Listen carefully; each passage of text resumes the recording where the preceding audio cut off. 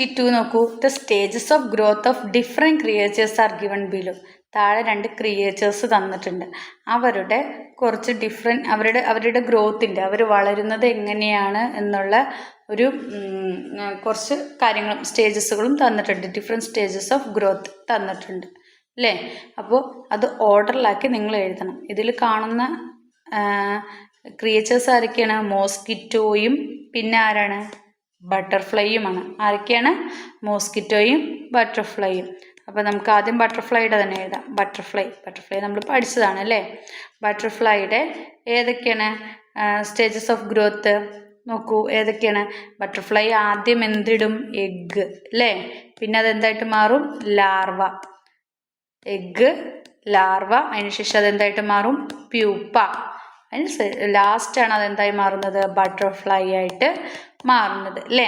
അപ്പോൾ ബട്ടർഫ്ലൈയുടെ ആദ്യം egg, larva, pupa, butterfly. അപ്പോൾ ബട്ടർഫ്ലൈ ആദ്യം എഗ്ഗ് ഇടും, പിന്നെ ലാർവയായി മാറും, അത് പ്യൂപ്പയായി മാറും, അവസാനം അതെന്തായി മാറും? ബട്ടർഫ്ലൈ എന്ന ക്രിയേച്ചറായിട്ട് മാറും. അടുത്തത് മോസ്കിറ്റോ. കൊതുകിൻ്റെ നോക്കാം നമുക്ക്. മോസ്കിറ്റോയുടെ എന്താണ്? അത് ഇതിൽ തന്നെ കൊടുത്തിട്ടുണ്ട്, അതിനകത്ത് നിന്ന് എടുത്ത് എഴുതാനേ ഉള്ളൂ നിങ്ങൾക്ക്.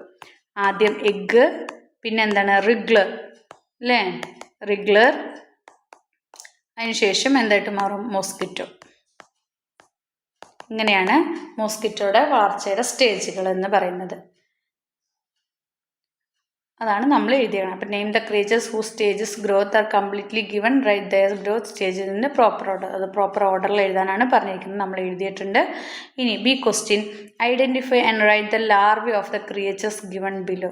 താഴെ കൊടുത്തിരിക്കുന്ന ക്രിയേച്ചേഴ്സ് ഏതൊക്കെയാണെന്നും write the larvae of the creature, ഈ ക്രിയേച്ചറിൻ്റെ ലാർവ ഏതാണെന്നും എഴുതാനാണ് പറഞ്ഞിരിക്കുന്നത്.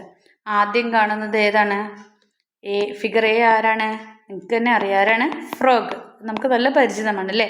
ഇതിൻ്റെ ലാർവയുടെ പേരാണ് എന്ത്? ടാഡ്പോൾ. ഈ മുകളിലത്തെ ക്വസ്റ്റ്യനിൽ തന്നിട്ടുണ്ട്. ഏതാണ്? ടാഡ്പോൾ.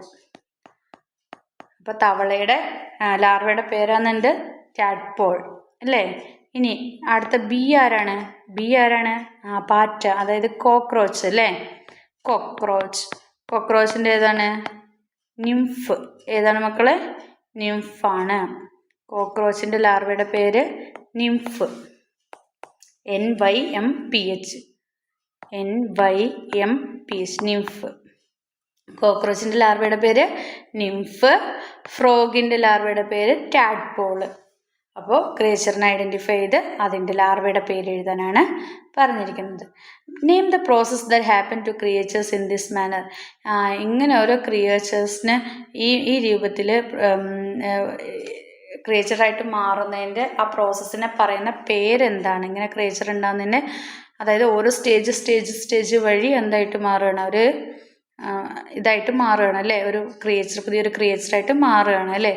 അപ്പോൾ അതിനെ പറയുന്ന പേരെന്താണ്? മെറ്റാമോർഫോസിസ്. ഇങ്ങനെ ക്രിയേച്ചറുകൾ രൂപം കൊള്ളുന്നതിന് പറയുന്ന പേരാണെന്ത്? മെറ്റാമോർഫോസിസ് അല്ലേ. ആദ്യം എഗ്ഗ്, അത് അല്ലേ, അതിൻ്റെ എഗ്ഗ് ഉണ്ടാവും, ലാർവ ഉണ്ടാവും, പീപ്പ, അങ്ങനെ ഒക്കെ അല്ലേ. എല്ലാത്തിൻ്റെയും ഇങ്ങനെ ലാർവകൾ ഉണ്ടായിട്ട് അവസാനം അതൊരു ക്രിയേച്ചറായിട്ട് രൂപപ്പെടുകയാണ്. അപ്പം name the process that happen to the creature in this manner, metamorphosis. Activity 3. ഇത് ഒബ്സേർവ് ചെയ്തിട്ട്, ഈ പിക്ചർ ഒബ്സേർവ് ചെയ്തിട്ട് ഇതെന്താണെന്ന് എഴുതാനാണ് ആദ്യം പറയുന്നത്. ഈ പിക്ചർ ഒബ്സേർവ് ചെയ്യാനാണ് പറയുന്നത്. Which devices depict the picture. ഈ പിക്ചറിൽ കാണപ്പെടുന്നത് എന്താണ്? സോളാർ പാനലുകളാണ്. എന്താണ് മക്കളെ? Solar panel. 2. Which form of energy is used this. ഇതിൽ ഏത് ടൈപ്പ് ഓഫ് എനർജിയാണ് യൂസ് ചെയ്യുന്നത്? ഏത് എനർജിയാണ്? സോളാർ എനർജി അല്ലേ. സോളാർ എനർജിയാണ് യൂസ് ചെയ്യുന്നത് അല്ലേ. സണ്ണിൽ നിന്നുള്ള എനർജി, സോളാർ എനർജിയാണ് ഇതിൽ യൂസ് ചെയ്യുന്നത്. ഇനി അടുത്ത ക്വസ്റ്റ്യൻ എന്താ ചോദിച്ചിരിക്കുന്നത്? Write any 3 advantages of using this type of device. ഇതിൻ്റെ 3 അഡ്വാൻറ്റേജസ് എഴുതുക. 3 advantages of using this type of device. ഈ ടൈപ്പ് ഓഫ് ഡിവൈസ് യൂസ് ചെയ്യുന്നതുകൊണ്ടുള്ള 3 അഡ്വാൻറ്റേജ്, ഗുണങ്ങൾ എഴുതാനാണ് പറഞ്ഞത്. ഒന്നെന്താണ്? Does not cause pollution. ഇതെന്തിന് കാരണമാകുന്നില്ല? പൊല്യൂഷന് കാരണമാകുന്നില്ല. Does not cause pollution. രണ്ടാമത് എന്താണ്? It can use in remote areas. Remote ഏരിയാസിലും ഇത് എന്ത് ചെയ്യാം?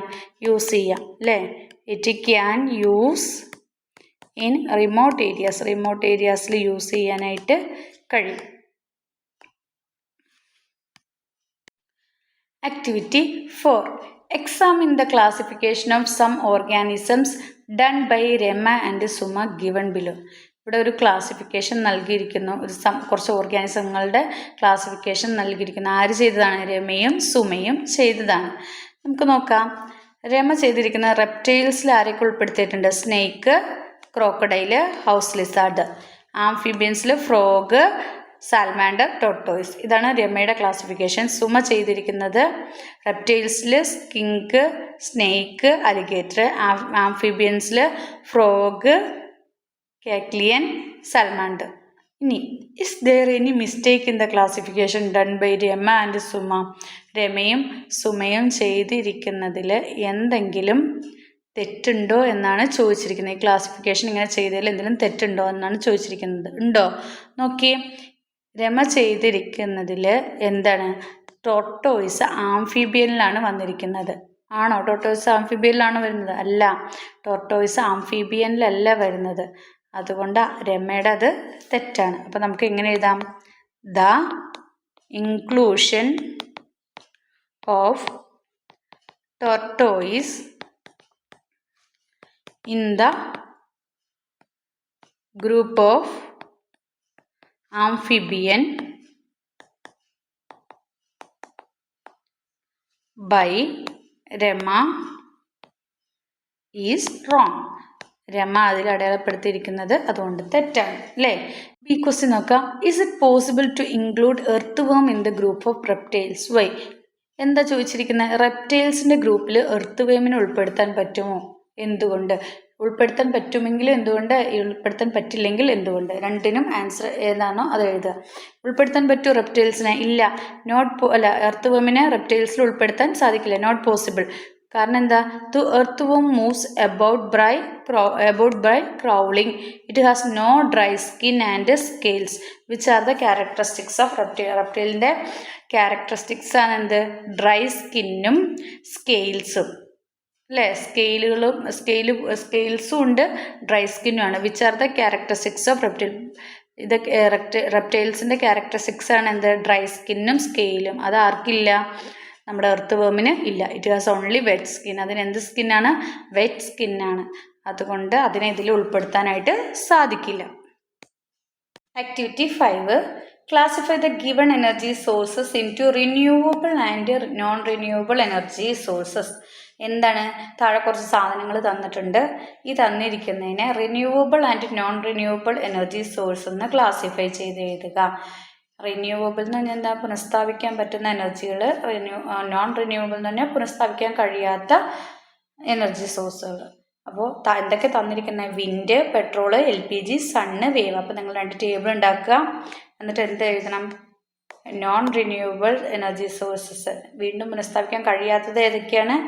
LPG, പെട്രോള്, പിന്നെ എന്താണ്? LPG, petrol. ഇതിനകത്ത് ഇത് തന്നിട്ടുള്ളൂ കെറോസിനും കൂടെ ഉണ്ട് കേട്ടോ, കെറോസിൻ. അപ്പോൾ ഇതൊക്കെയാണ് എന്ത്? നമുക്ക് പുനഃസ്ഥാപിക്കാൻ കഴിയാത്ത നോൺ റിന്യൂവബിൾ ആയിട്ടുള്ള എനർജി സോഴ്സസ്.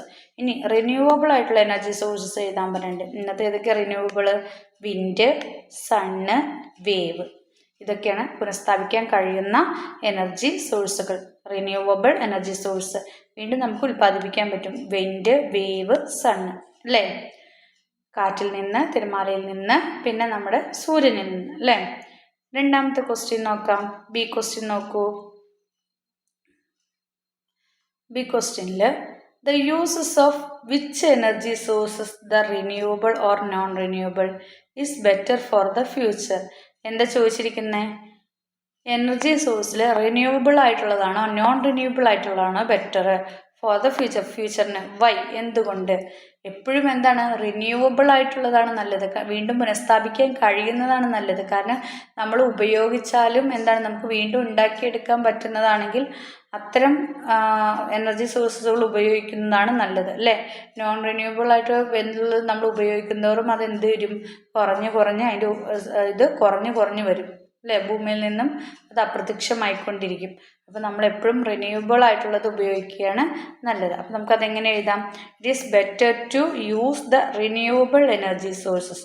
നമ്മളെപ്പോഴും യൂസ് ചെയ്യേണ്ടത് ഏതാണ്? റിന്യൂവബിൾ എനർജി സോഴ്സസ് ഉപയോഗിക്കുന്നതാണ് ബെറ്റർ.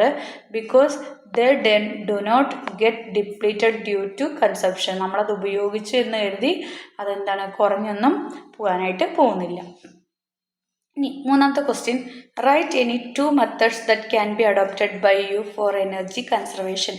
എനർജി കൺസർവേഷന് വേണ്ടിയിട്ട് ഉപയോഗിക്കാവുന്ന 2 മെത്തേഡ്സ് എഴുതാനാണ് പറഞ്ഞത്. എന്തൊക്കെയാണ്? നമുക്ക് എന്തൊക്കെ മെത്തേഡ്സ് യൂസ് ചെയ്യാം? Don't waste energy. എനർജി എന്ത് ചെയ്യരുത്? നഷ്ടപ്പെടുത്തുക, വേസ്റ്റ് ചെയ്യരുത് അല്ലേ? Don't waste energy. Use only energy efficient appliances. Energy efficient ആയിട്ടുള്ള അപ്ലയൻസസ് നമ്മൾ എന്ത് ചെയ്യണം? യൂസ് ചെയ്യണം അല്ലേ? എനർജി എഫിഷ്യൻ്റ് ആയിട്ടുള്ള അപ്ലയൻസസ് യൂസ് ചെയ്യണം. എനർജിയെ നമ്മൾ എന്ത് ചെയ്യരുത്? വേസ്റ്റ് ചെയ്യരുത്. ഇനി ആക്ടിവിറ്റി 6. ആക്ടിവിറ്റി 6 നോക്കൂ.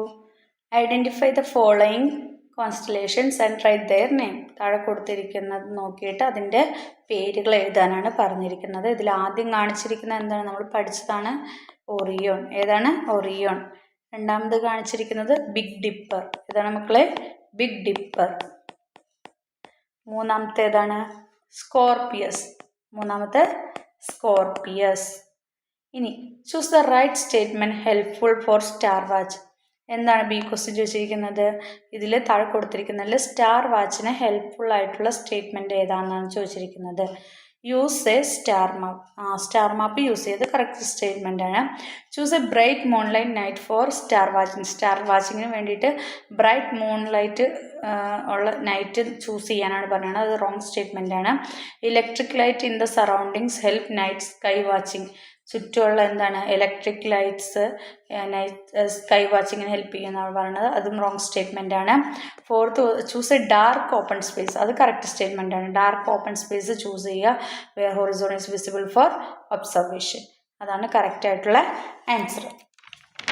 ഇനി ആക്ടിവിറ്റി 7 നോക്കൂ.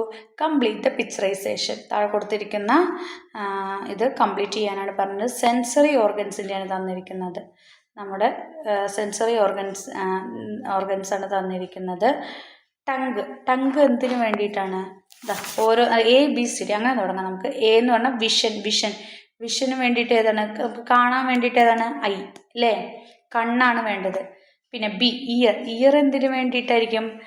ഐ വിഷനാണെങ്കിൽ ഇയർ എന്താണ്? ഹിയറിങ്, കേൾക്കാൻ വേണ്ടിയിട്ടാണ് ഹിയറിങ് ഇല്ലേ? ഇനി സ്മെല്ല് ചെയ്യാൻ വേണ്ടിയിട്ട് എന്താണ്? നോസ്. സ്മെല്ല് ചെയ്യാൻ യൂസ് ചെയ്യുന്ന സെൻസറി ഓർഗൻ ഏതാണ്? നോസ്. ഇനി ഡി ടങ്ക് എന്തിനായിരിക്കും? ടു ടേസ്റ്റ് അല്ലേ? ടേസ്റ്റ്. അടുത്തത് ടച്ച് ചെയ്യാൻ നമ്മൾ ഉപയോഗിക്കുന്ന സെൻസ് ഓർഗൻ ഏതാണ്? സ്കിന്ന്. അപ്പോൾ സെൻസ് ഓർഗൻസ് ഏതൊക്കെയാണ്? Eye, ear, nose, tongue, skin അല്ലേ? ഐ എന്തിനാണ്? വിഷന് വേണ്ടി, ഫോർ വിഷൻ കാണാൻ. ഇയർ ഹിയറിങ്ങിന് വേണ്ടി കേൾക്കാൻ. Nose smell. ടങ്ക് എന്താണ്? ടേസ്റ്റ് ചെയ്യാൻ. സ്കിന്ന് ടച്ച് ചെയ്യാൻ. ഇതൊക്കെയാണ് നമ്മുടെ സെൻസറി ഓർഗൻസ്. ഇങ്ങനെ ഇത് ഫില്ല് ചെയ്യണം. അപ്പോൾ ഇത്രയൊക്കെയാണ് മോഡൽ ക്വസ്റ്റ്യൻസ് ഉള്ളത്. മക്കൾക്ക് ഈ വീഡിയോ ഇഷ്ടമായെങ്കിൽ ലൈക്ക് ചെയ്യുക, ഷെയർ ചെയ്യുക, എക്സാമിന് വേണ്ടി നന്നായി പ്രിപ്പയർ ചെയ്യുക. അപ്പോൾ നിങ്ങൾക്ക് വീഡിയോ ഇഷ്ടമായി ചാനൽ ആരെങ്കിലും സബ്സ്ക്രൈബ് ചെയ്യാതെ കാണുന്നവരുണ്ടെങ്കിൽ ചാനലൊന്ന് സബ്സ്ക്രൈബ് ചെയ്യണേ. Then see you again. Thank you.